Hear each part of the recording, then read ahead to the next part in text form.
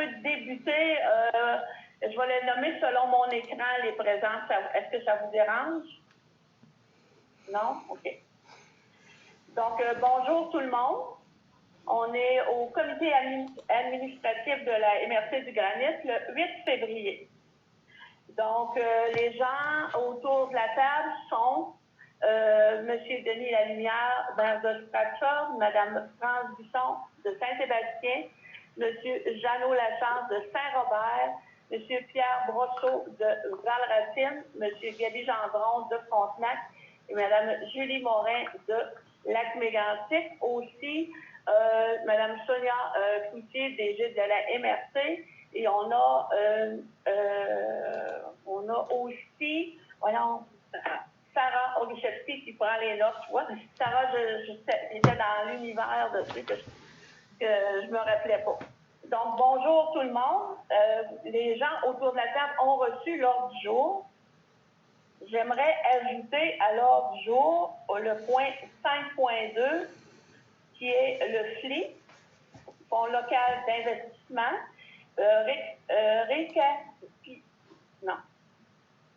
recapitalisation du fonds, 250 000. Ce sont des droits qu'on a, qu'on peut faire aux 2 ans, qu'on peut recapitaliser. C'est bon? Donc, après avoir ajouté le point 5.2, qui propose l'ordre du jour? Monsieur Gaby et Monsieur Pierre.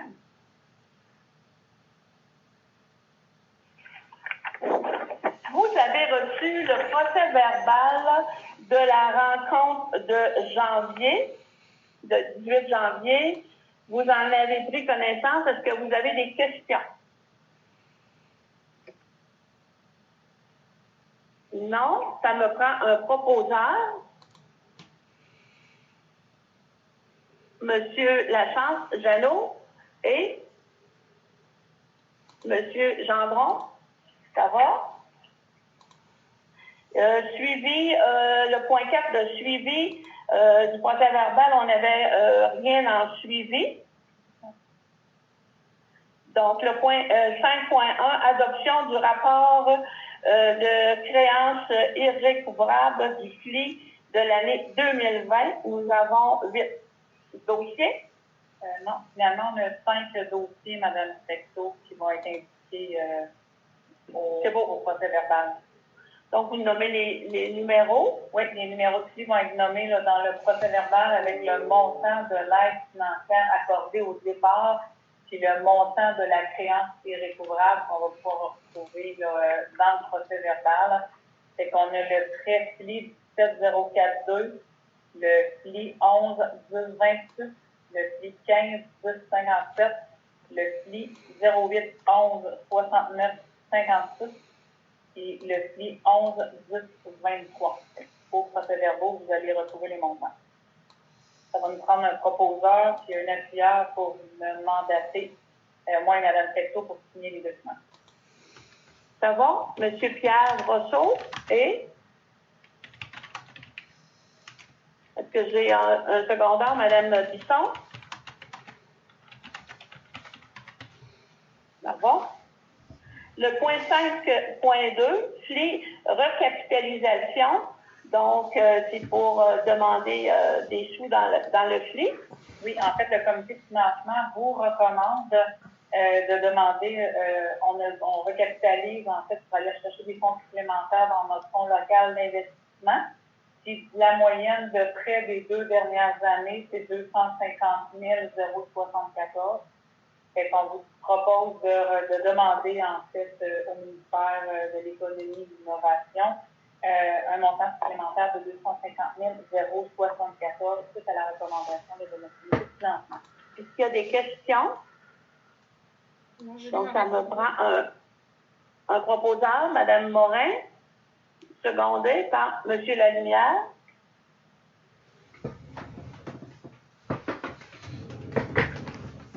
Donc, le point 6, c'est signature de l'entente soutien aux travailleurs autonomes, le SPA.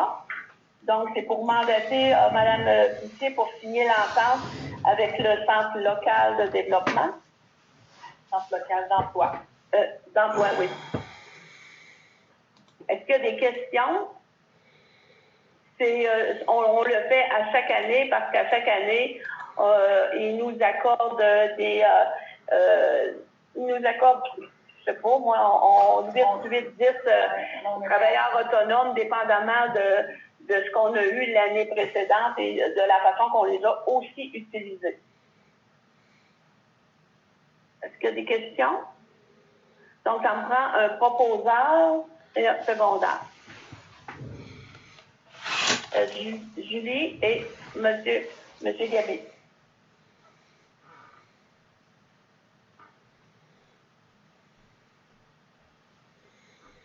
Le point 7, le programme d'aide d'urgence petites et moyennes entreprises, le PAUPME, et aide aux entreprises en région en alerte maximale. Donc, le programme d'aide, c'est à quoi, Sonia? Oui, en fait, pour faire un petit suivi, la première vague de COVID en avril dernier, on avait traité 9 dossiers, en fait, 9 dépôts officiels de toute la documentation nécessaire puis à eux qu'on a traités. Là, dans la deuxième vague, présentement, on est rendu à 12 dossiers de traités dans la deuxième vague. Puis les dossiers continuent de rentrer. Là, puis comme le prolongement de l'alerte maximum a été allongé, fait que on va en avoir encore plus. Puis on est rendu dans un montant de 592 000 de traités dans ce fonds-là. Ça fait 3 fois en fait qu'on demande au gouvernement de nous en donner. Là, ils nous donnent ça à petit montant. Fait que là, le 3 dernières fois, mais ça va très bien, par exemple, quand on demande à Mme Fecteau de se placer un appel à notre député, c'est pas long que le fonds, c'est comme ça que le fonds est monté aussi là, pour s'assurer que les montants soient disponibles quand que nos entreprises viennent nous voir. Oui, c'est pas des montants qu'on a de la difficulté à revoir parce que je pense que c'est présentement là, c'est un programme très, très important pour permettre à nos commerces et à des services de pouvoir passer au travers de la crise. Oui, M. Lanière? Merci, Mme Fecteau. Écoutez, je comprends qu'on a revu un peu les méthodes de travail de façon à accélérer le traitement des dossiers. Alors, je voudrais souligner cet effort vraiment intéressant qui a été fait pour donner des réponses les plus rapidement possible là, suite aux demandes qui sont formulées. Alors, bravo à ceux qui sont responsables de cette accélération du traitement des dossiers. Oui, on va communiquer cette information-là aux gens qui s'en occupent. Merci. C'est une belle synergie, là, MRC-SDEG. Le point 8, voie de contournement ferroviaire. Donc, je demanderai à M. Patrice Gagné, qui vient d'arriver avec nous, de nous expliquer ce point-là, s'il vous plaît. À vous, M. Pat. Oui, merci. Donc, bonjour tout le monde. J'espère que ça va bien. Donc, dans le cas de la décision de la CPTEQ, Commission de protection du territoire agricole, dans le projet de voie de contournement ferroviaire du centre-ville de Lac-Mégantic, l'UPA a actuellement déposé une requête pour contester la décision de la CPTEQ. Dans le fond, il y avait plusieurs éléments où l'UPA accrochait concernant tout ce qui touchait les droits de passage et les servitudes qui pouvaient être accordées aux producteurs agricoles pour leur permettre d'avoir accès à leurs terres si, disons, que leurs terres étaient soit enclavées ou soit séparées par la voie de contournement. Donc, l'UPA a déposé une requête au tribunal administratif du Québec afin d'invalider ou du moins de demander à la CPTEQ de retourner faire leur devoir pour pouvoir s'assurer que les producteurs puissent avoir des servitudes sur le tracé de la voie ferroviaire. Mais nous, à la MRC, on a été mis en cause dans le dossier.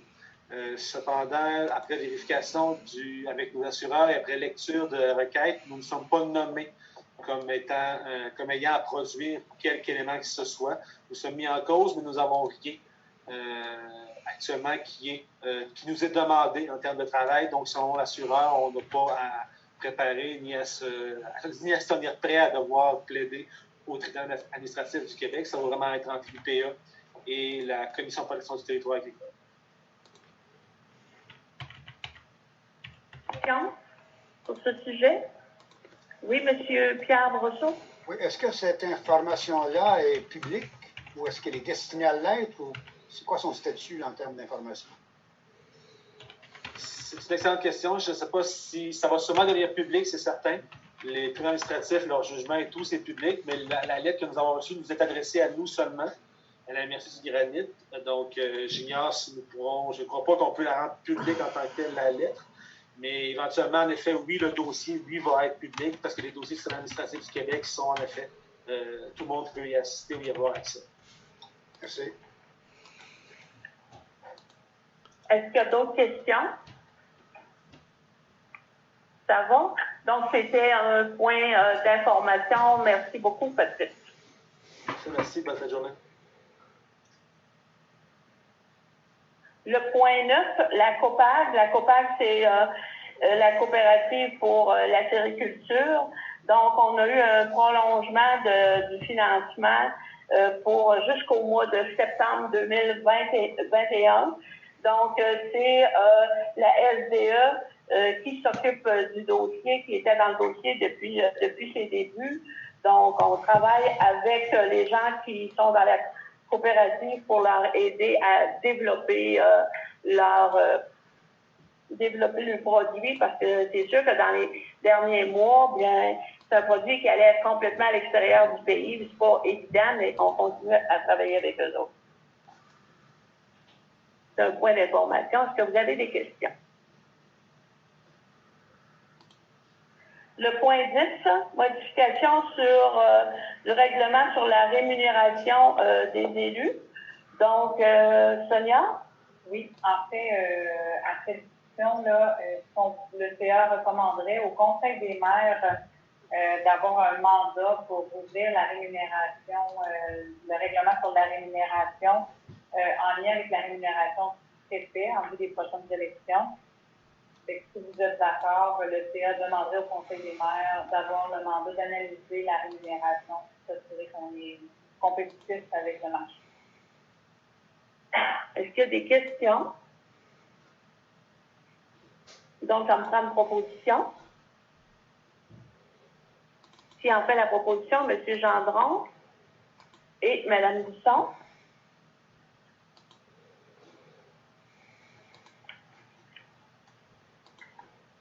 Le point 11, projet de règlement relatif à la délégation de certaines compétences au comité administratif.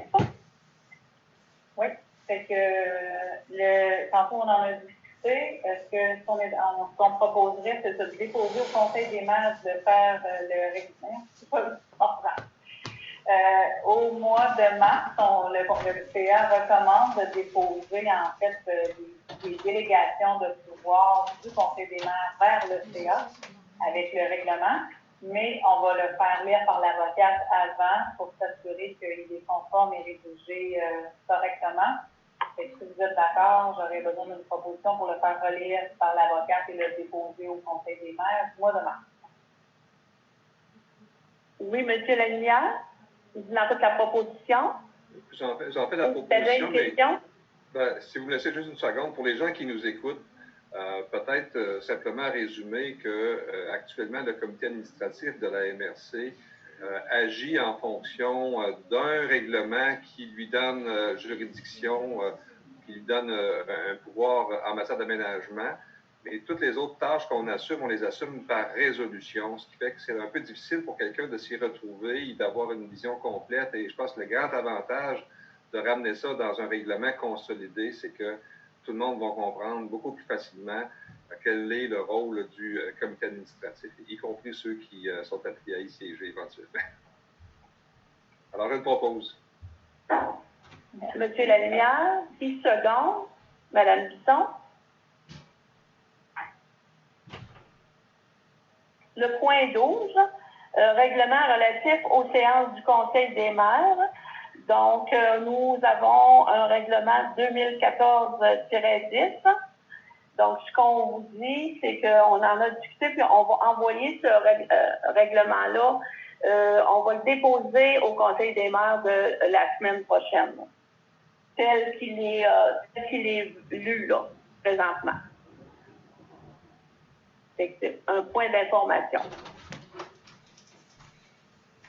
Le point 13, suivi de la demande du FAR volet 4, soutien à la coopération municipale service en inspecteur.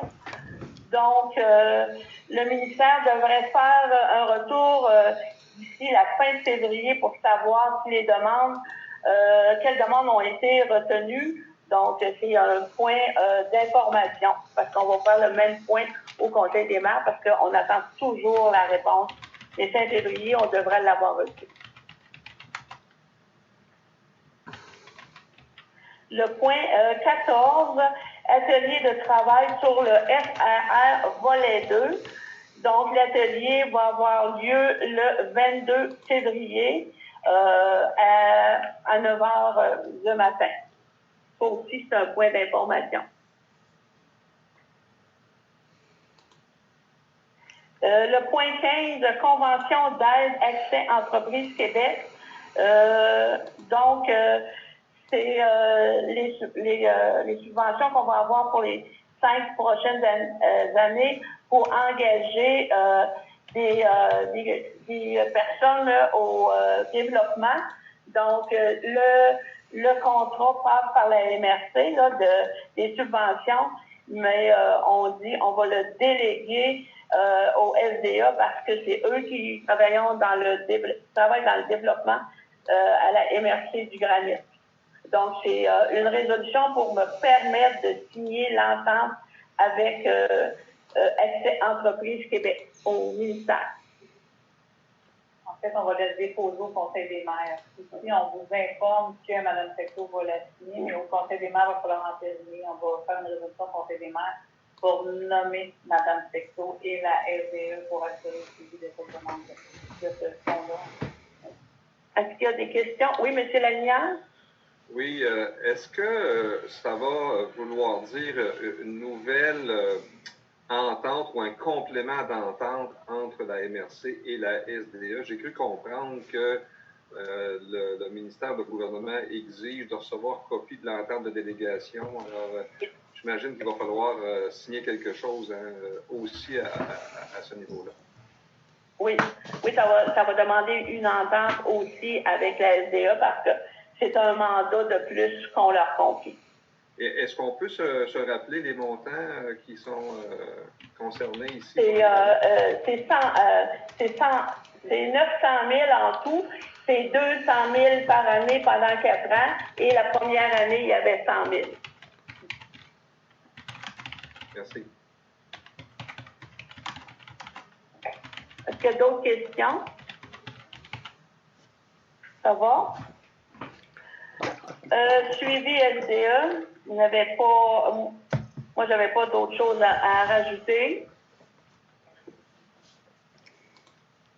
Le point 17, bâtiment, on n'avait pas de point, il n'y avait pas de choses à rajouter au niveau du bâtiment. Non, rien à traiter en bâtiment. Le point 18, séance du comité administratif. Donc, la prochaine séance du comité administratif va être le 8 mars, un lundi à 13h30.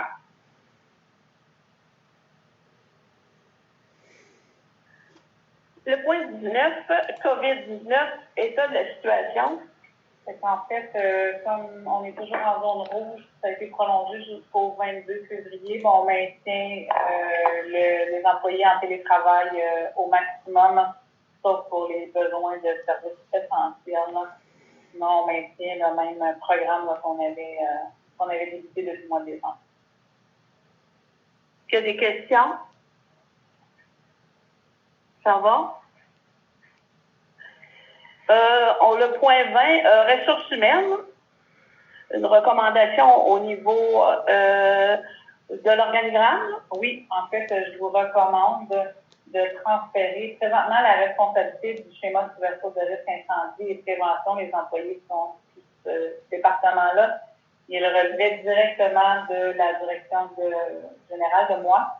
C'est que je suggère de recommander au Conseil des maires de transférer ce département-là sous le responsable de la géomatique et de l'informatique, M. Raphaël Lambert. C'est la proposition qu'on fait au Conseil des maires sur appui du CA la semaine prochaine. Donc, est-ce que vous en faites une proposition de recommandation? Qui en fait? Mme Morin et M. Gendron.